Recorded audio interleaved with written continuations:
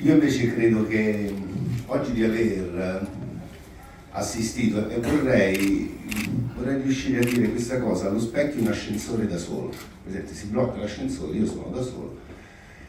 E quello che io sento dal profondo del mio cuore, ma non perché il mio cuore sia più profondo dei vostri, ma è molto suscettibile, perché il mio lavoro consiste nell'essere estremamente esposto ad una vulnerabilità continua.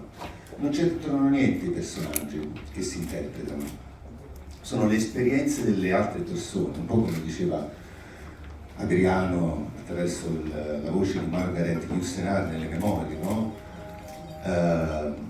La parola scritta mi ha insegnato a conoscere la voce umana, no?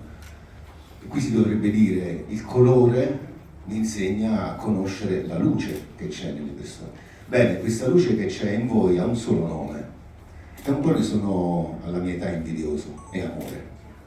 Perché io non posso credere che due ragazzi giovani, belli, con famiglie evidentemente inaffettive, non sto scherzando perché non ho mai visto tanto amore, cioè tutto l'amore che c'è. Ieri guardando tua sorella, le tue sorelle, e ho fatto un complimento che non è un complimento, che è un dato di fatto: loro hanno ancora gli occhi che hanno i bambini quando li vedi, che hanno questa luce negli occhi incredibile. Bene, voi avete negli occhi, tu no Pietro, ma loro sì, avete una luce negli occhi bellissima, quindi è un atto di amore veramente contagioso, importante. Io nel mio piccolo 21 anni fa ho affiancato, mi sono allineato all'iniziativa di un'associazione che si chiama Tricesta, che si occupava di mettere nelle stanze degenti dei bambini malati di leucemia delle postazioni multimediali tablate, cioè dei computer, che permettessero ai bambini di rimanere in collegamento con l'esterno. Il cinema è un modo per continuare a guardare un orizzonte, il cinema è speranza. Non credo che in questa sala ci siano persone che non possano testimoniare che guardare un film voglia dire in qualche modo sentirsi arricchiti di una storia, o addirittura, come a me è capitato di scegliere di smettere di fare l'avvocato e di entrare dentro di far parte di questo mondo, ma non per ambizione, perché volevo provare la sensazione di che cosa voglia dire sentirsi osservati da un film, sentirsi arricchiti da un film, sentire la speranza di potercela fare, al di là delle storie strappalacrime o delle storie di personaggi che hanno delle imprese incredibili. Comunque, tornando a voi due, caso questo matrimonio è infinito comunque. Chissà cosa ci aspettiamo l'anno prossimo, garage, parco giochi, cosa ci avete in mente, cosa ci state riservando?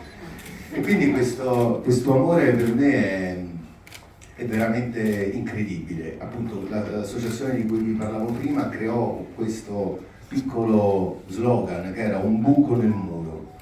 Ecco, voi avete creato un tunnel del Gran Sasso dentro questo, cioè avete scavato così in fondo, e dovrebbe essere elementare questo, cioè l'amore che le persone che lavorano in questo posto hanno professionalmente, umanamente nei confronti dei pazienti, l'amore che i genitori hanno verso i figli, quindi in rapporti sempre diretti, ma legati però in questo caso da un sentimento che necessita di essere condiviso e di essere di irradiare tutto quello che è stato intorno a voi.